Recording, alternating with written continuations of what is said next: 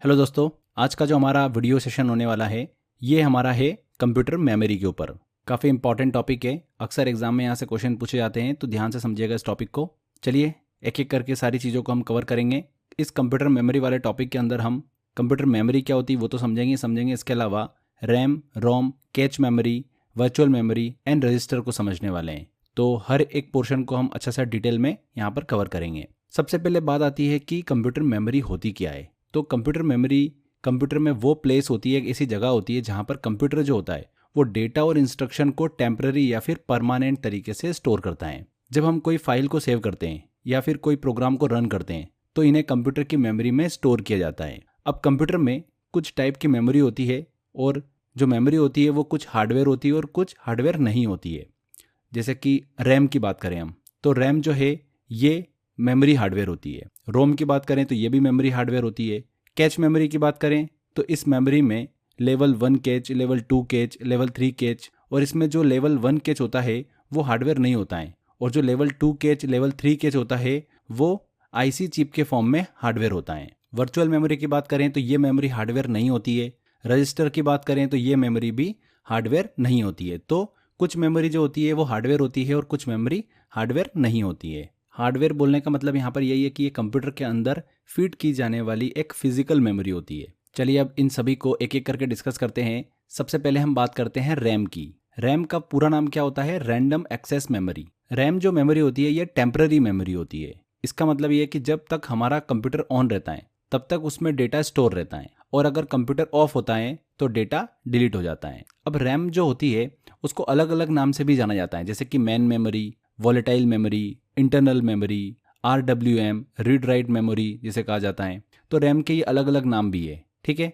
इसको लेकर आप कंफ्यूज मत होइएगा। वॉलेटाइल मेमोरी की बात कर रहे हैं मतलब रैम की बात कर रहे हैं, रैंडम एक्सेस मेमोरी की। अब रैम के देखिए अलग अलग टाइप होते हैं, जैसे कि D RAM, S RAM, dynamic RAM या फिर स्टैटिक रैम। तो ये क्या होती है इनको हम थोड़ा क्लियर करते हैं। डी रैम की बात करें, डायनामिक रैंडम एक्सेस मेमोरी की, तो इसे रिफ्रेशिंग मेमोरी भी कहते हैं। ये कंप्यूटर की मेन मेमोरी के रूप में यूज होती है। ये मेमोरी चीपर मतलब बहुत ही सस्ती होती है और बहुत ही स्लो भी होती है।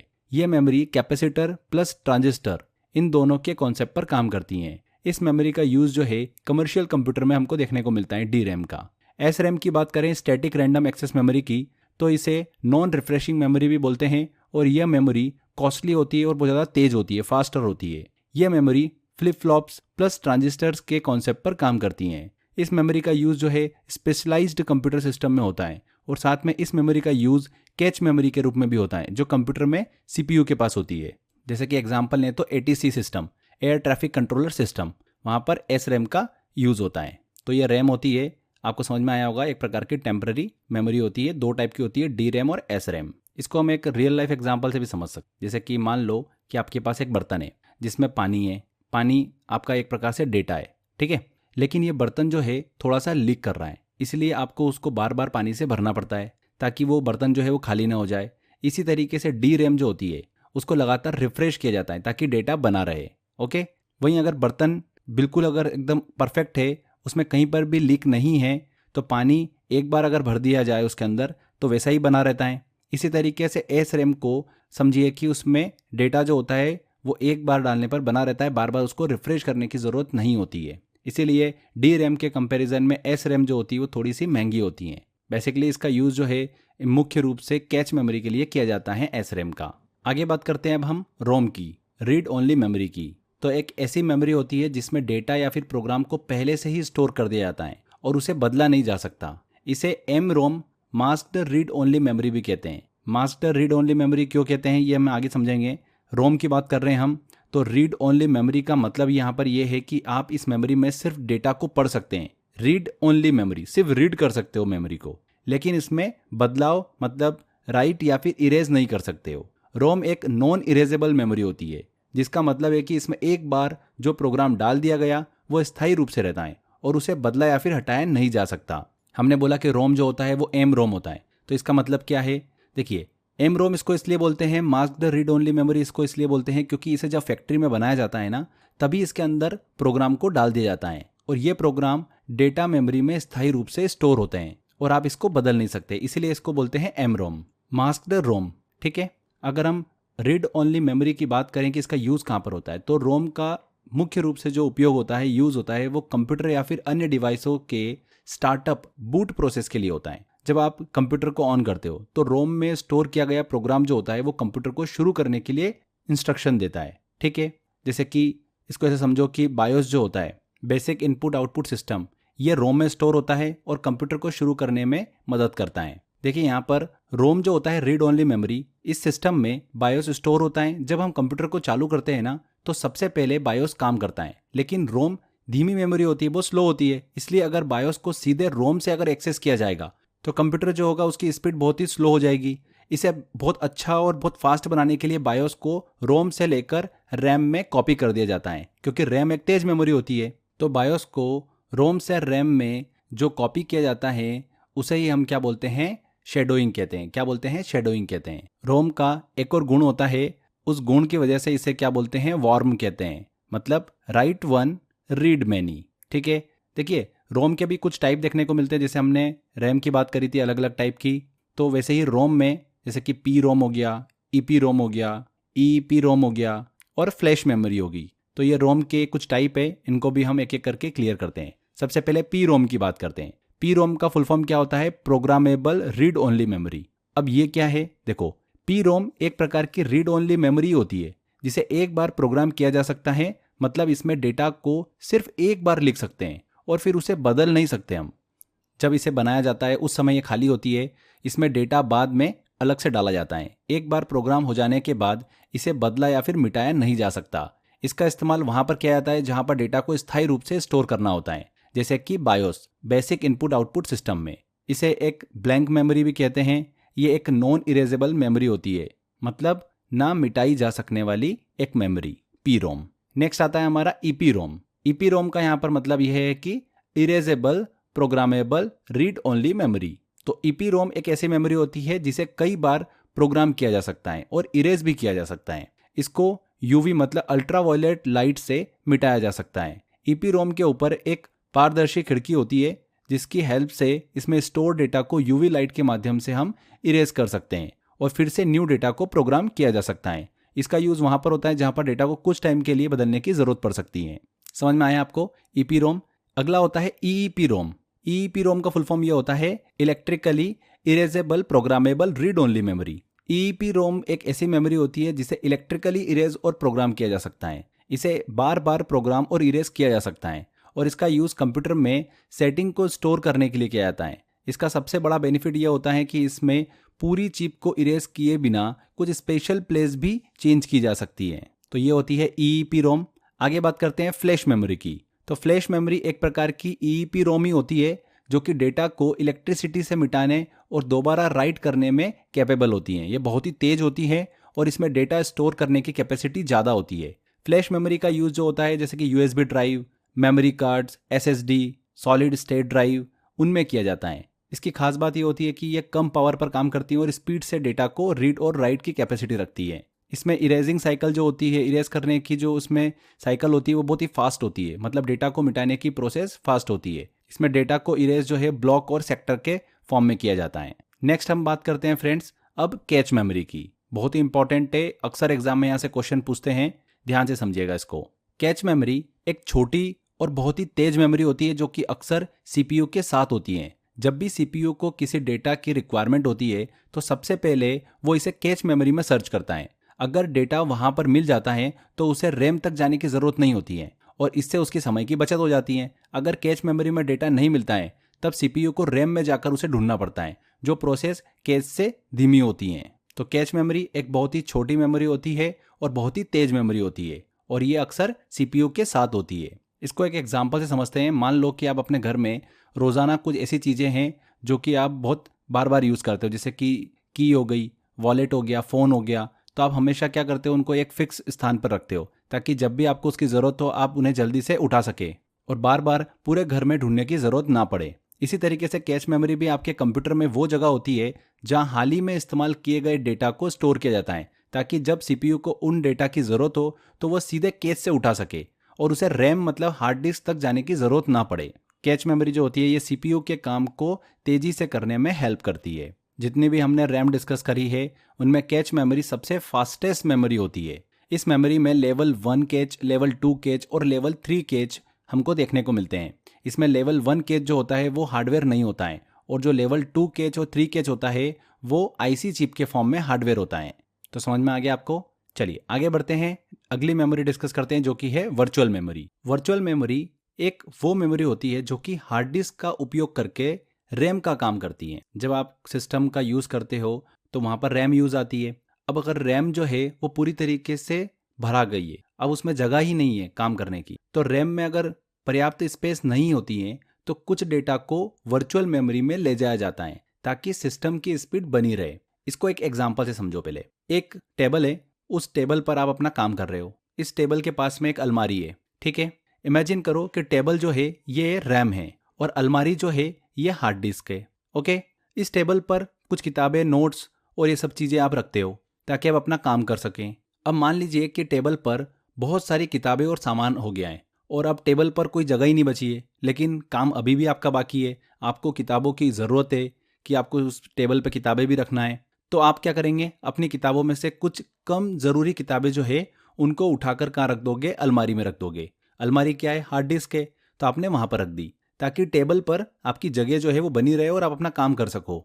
अब मान लो कि जो कम ज़रूरी किताबें आपने अलमारी में रखी उनकी फिर से ज़रूरत लगी, तो आप अलमारी से निकाल कर वापस टेबल पर रख सकते हैं और अपना काम कर सकते हैं। तो फ्रेंड्स, यहाँ पर रैम जो है ये आपकी टेबल है जहाँ पर आप टेम्परेरी रूप से डेटा को स्टोर करते हैं ताकि काम तेज़ी से हो सके। जब रैम भर जाती है, आपकी टेबल पूरी भरा गई, तब डेटा को आपने क्या करा? वर्चुअल मेमोरी में भेज दिया, जो कि आपकी हार्ड डिस्क मतलब अलमारी थी। जब रैम में फिर से जगह होती है, अब अपनी पुराने डेटा की ज़रूरत पड़ती है आपको, तो आप हार्ड डिस्क से डेटा को वापस रैम में लेकर आ जाते हो। तो समझ में आ गया आपको क्या होता है वर्चुअल मेमोरी? वह तरीका होता है जिससे आपके कंप्यूटर की रैम की क्षमता जो है, कैपेसिटी, वो बढ़ाई जाती है। जब रैम में जगह नहीं होती है तो वर्चुअल मेमोरी की मदद से डेटा जो है वो हार्ड डिस्क में स्टोर होता है ताकि कंप्यूटर धीमा ना हो, स्लो ना हो, और उसकी जो स्पीड है वो सही तरीके से चलती रहे।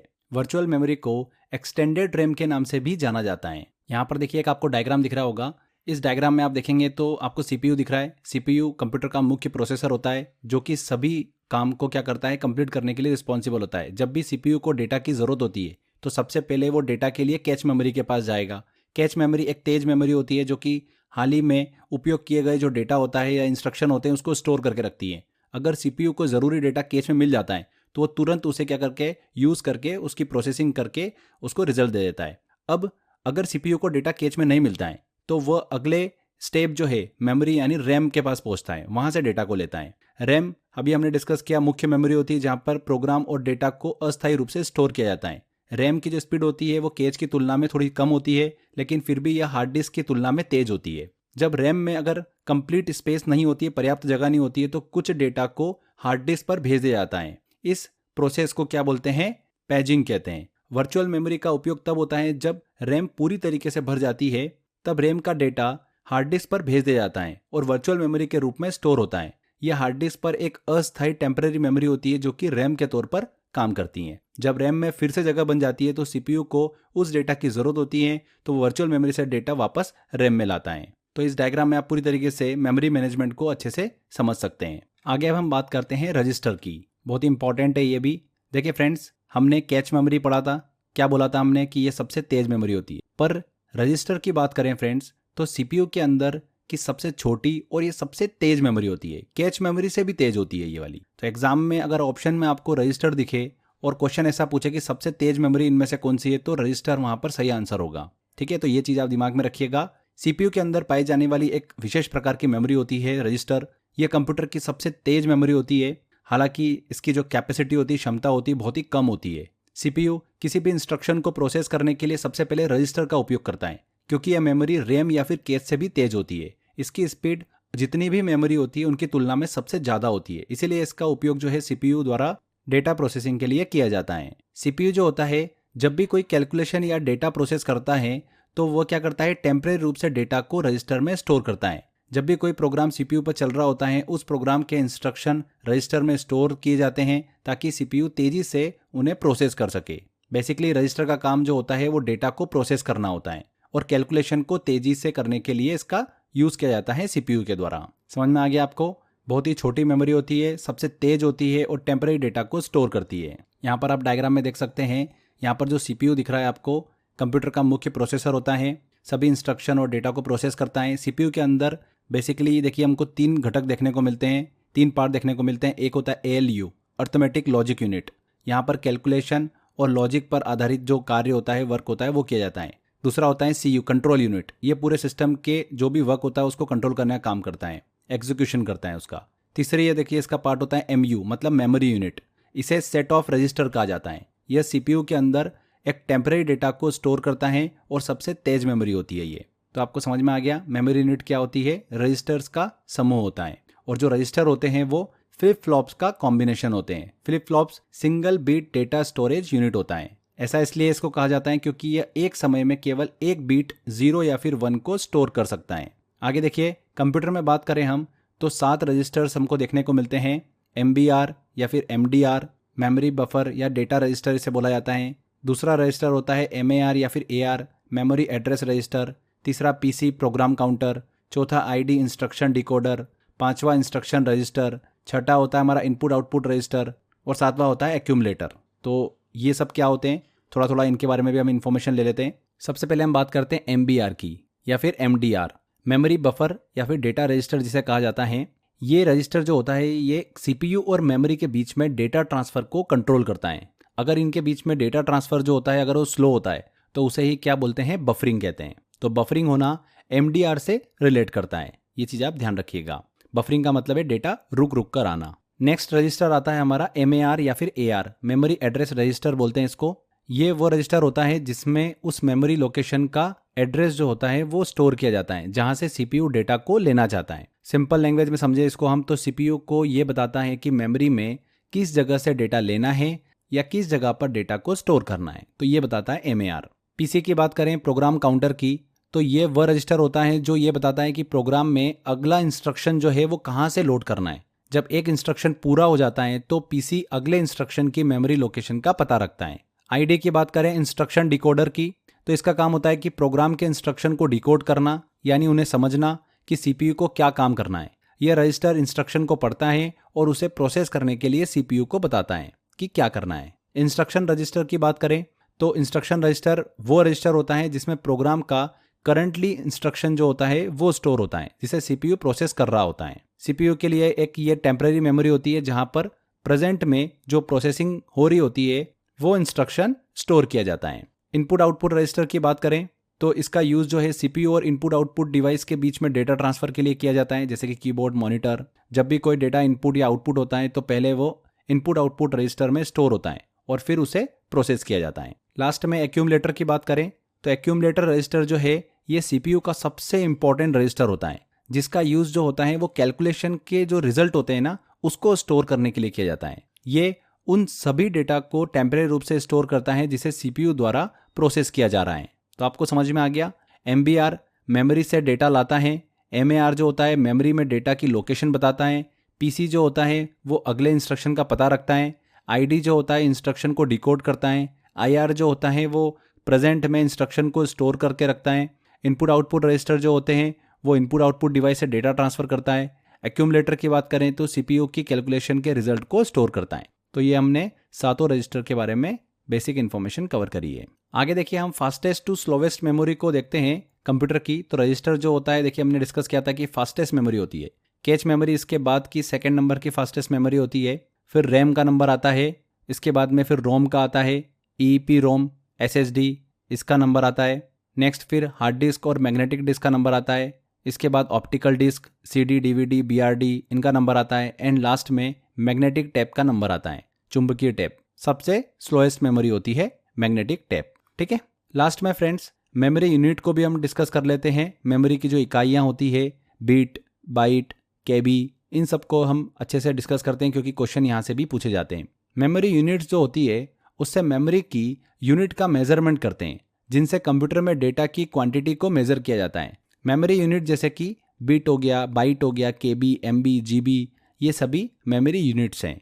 ये बताती है कि कंप्यूटर में कितनी स्पेस अवेलेबल और कितनी इन्फॉर्मेशन को स्टोर किया जा सकता है। सबसे पहले बात करते हैं हम बाइनरी सिस्टम की। कंप्यूटर में डेटा बाइनरी सिस्टम पर आधारित होता है जो कि 0 और 1 का यूज करके हम स्टोर करते हैं। 0 और 1 को क्या बोलते हैं? बिट्स कहते हैं। 0 जो होगा वो 1 बिट होगा और 1 जो होगा वो भी 1 बिट होगा। क्लियर। अब आगे देखिए 2-3 टर्म है, काफ़ी इंपॉर्टेंट है, बिट, निबल और बाइट। तो एक बिट बाइनरी में एक अंक होता है, इसे बाइनरी डिजिट भी कहते हैं। एक निबल जो होता है वो 4 बाइनरी बीट का एक समूह होता है, यानी 4 बिट, उसको क्या बोलते हैं, एक निबल बोलते हैं। 1 बाइट जो होगा वो 8 बाइनरी बीट का एक समूह होता है, ग्रुप होता है। 8 बिट्स बराबर 1 बाइट। क्लियर।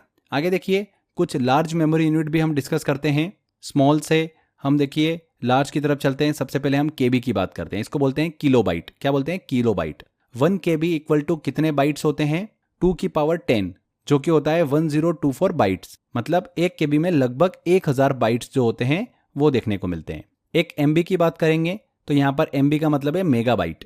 तो 1 एमबी में 2 की पावर 20 बाइट्स होते हैं, लगभग 10 लाख बाइट्स होते हैं। 1 गीगाबाइट की बात करें तो 2 की पावर 30 बाइट्स। गीगाबाइट का जो यूज होता है आमतौर पर बड़े डेटा को मापने के लिए किया जाता है, जैसे कि फाइल्स हो गई या फिर वीडियो हो गए। 1 टेराबाइट की बात करेंगे टीवी की तो 2 की पावर 40 बाइट्स, मतलब लगभग 1 खरब बाइट्स इसमें हमको देखने को मिलते हैं। और ये स्टोरेज यूनिट जो होती है कंप्यूटर हार्ड ड्राइव्स और बड़े जो डेटा स्टोरेज डिवाइस होती है उनमें आमतौर पर यूज होती है। इसके आगे 1 पीबी की बात करें तो ये पेटाबाइट होता है। 1 पीबी इक्वल टू होता है 2 की पावर 50 बाइट्स। 1 ईबी की बात करें तो एक्साबाइट होता है, 2 की पावर 60 बाइट्स होता है 1 ईबी इक्वल टू।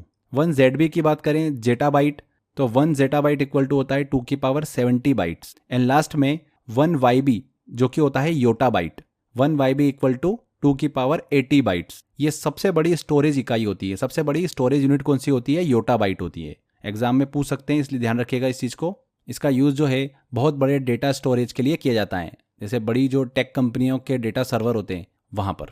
तो अलग अलग हमने मेमोरी यूनिट को डिस्कस किया। इसमें सबसे छोटी जो मेमोरी यूनिट है वो कौन सी है, बाइट है। और सबसे बड़ी कौन सी है, योटाबाइट है। जितनी बड़ी अगर यूनिट होती है उतना ज़्यादा डेटा स्टोर किया जा सकता है उसमें। आगे एक छोटा सा रिलेशन और देख लेते हैं अपन कंप्यूटर मेमोरी यूनिट से रिलेटेड। एग्जाम में पूछते हैं 1 केबी इक्वल टू पूछ लेते हैं कि कितने बाइट होते हैं, तो 1024 बाइट। 1 एमबी इक्वल टू कितनी केबी होती है, तो 1 एमबी इक्वल टू 1024 केबी। या 1 गीगाबाइट इक्वल टू कितने एमबी होती हैं, तो 1024 एमबी होता है। 1 terabyte equal to 1024 GB. 1 petabyte equal to 1024 terabyte. तो इस तरीके से रिलेशन है। यहाँ पर टेबल में आप देख सकते हैं। जनरली यहाँ से भी क्वेश्चन जो है एग्जाम में पूछ लेते हैं, बेसिक पूछ लेते हैं कि 1 जीबी में कितने एमबी होते हैं। तो 1 जीबी में कितनी एमबी होती है, 1024 एमबी होती है। तो यहाँ पर फ्रेंड्स हमारा ये मेमोरी वाला टॉपिक जो है वो कंप्लीट होता है। बहुत ही सिंपल तरीके से हमने सारी इन्फॉर्मेशन कवर करी है। चलिए अब बारी है कुछ क्वेश्चंस लगाने की कि आपको आइडिया लगेगा इस टॉपिक से कैसे क्वेश्चन एग्जाम में हमको देखने को मिलते हैं। तो चलिए कुछ क्वेश्चंस लेते हैं। देखिए क्वेश्चन है, इनमें से किस प्रकार की रीड ओनली मेमोरी रोम को इलेक्ट्रिकल चार्ज के संपर्क में लाकर मिटाया जा सकता है और फिर से प्रोग्राम किया जा सकता है। तो फ्रेंड्स ईईपी रोम जो है उसे इलेक्ट्रिकल चार्ज के संपर्क में लाकर मिटाया जा सकता है और फिर से प्रोग्राम किया जा सकता है ईईपी रोम को। तो ए आंसर सही होगा। रिसेंटली अभी ये एनटीपीसी में क्वेश्चन पूछा गया था सीबीटी 2 में। आगे बढ़ते हैं, अगला क्वेश्चन लेते हैं। इनमें से कौन से कथन सत्य हैं, तो एस रैम और डी रैम दोनों रैंडम एक्सेस मेमोरी है। बिल्कुल सही। एस रैम और डी रैम 2 टाइप हमने डिस्कस किए थे। यहाँ पर देखिए ए आंसर तो बिल्कुल सही है। आगे की ऑब्वियस सी बात है, ऑप्शन जो होंगे वो सारे गलत होंगे। एस रैम एक नॉन वोलेटाइल मेमोरी है, ये तो गलत है। एस रैम जो है वो वोलेटाइल मेमोरी होती है। डी रैम एस रैम से तीव्र होती है। डी रैम जो होती है वो एस रैम से स्लो होती है। एस रैम को समय समय पर रिफ्रेशिंग करने की आवश्यकता होती है, तो ये पॉइंट भी गलत है। इसको रिफ्रेश करने की आवश्यकता नहीं होती है, डी रैम को होती है। तो फ्रेंड्स यहाँ पर ए आंसर बिल्कुल सही होगा। तो देखा हमने, इस तरीके से ही क्वेश्चन एग्जाम के अंदर बनते हैं। और भी क्वेश्चंस मैंने आपको टेस्ट वाले सेक्शन में दे रखे हैं। जितने मैंने आपको क्वेश्चंस दिए ना, अगर आपने उतने क्वेश्चन सॉल्व कर लिए तो मेमोरी से क्वेश्चन अगर एग्जाम में पूछेंगे 100% आप बिल्कुल सही करके आओगे। क्वेश्चन बार बार यहीं से पूछ रहे हैं। जितनी इन्फॉर्मेशन मैंने आपको दी है ना, इन्हीं इन्फॉर्मेशन से क्वेश्चन जो है वो पूछे जा रहे हैं। तो बस आप इन्हीं की अच्छे से प्रैक्टिस करिए, लगे रहिए, मेहनत करते रहिए। आज के बस इस वीडियो में फ्रेंड्स इतना ही। आगे मिलेंगे फिर नेक्स्ट वीडियो में। Till then bye bye.